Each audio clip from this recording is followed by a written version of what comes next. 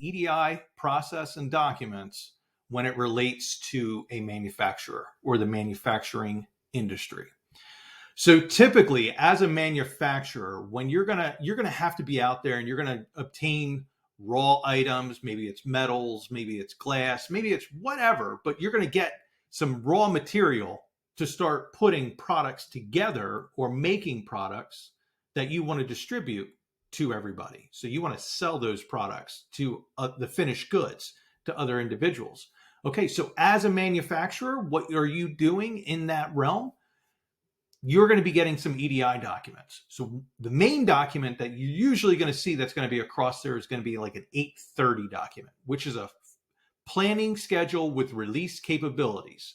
So this is a document that you're going to get from your trading partner that's looking to buy the product that you manufacture in a forecast. So they're basically saying, hey, these following weeks, we're looking to buy this amount of these different products.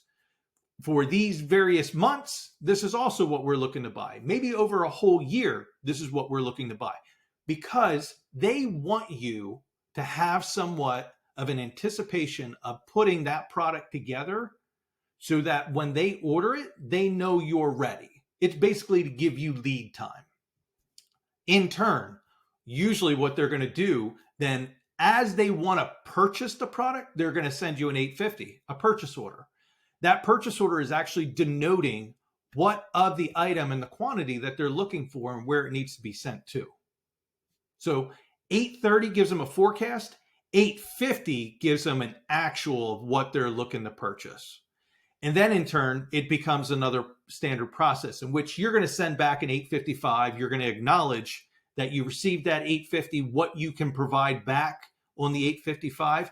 And then in turn, if they don't like something or they need more of a product, they're going to send you an 860 coming from your trading partner. That's a purchase order change, because now they're asking for it to be sent to a different location because maybe it's not that fulfilling of a quantity. So if it's 100 of a particular product, it needs to go to the Western warehouse. If it's below 100, it needs to go to the Eastern warehouse.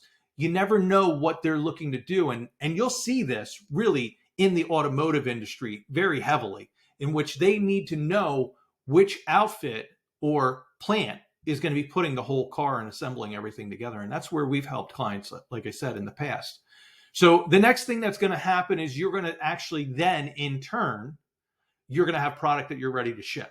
So you're going to then put together an 856. So you're going to label the product with your UCC 128s. You might label the pallets of goods, and you're going to ship it. You're going to put it on a truck, pallet, truck, off to where it needs to go to.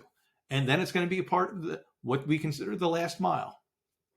But on that 856, it's giving it who it's coming from, where it's going to, how much of the product is being sent, how many different pallets, how much it weighs.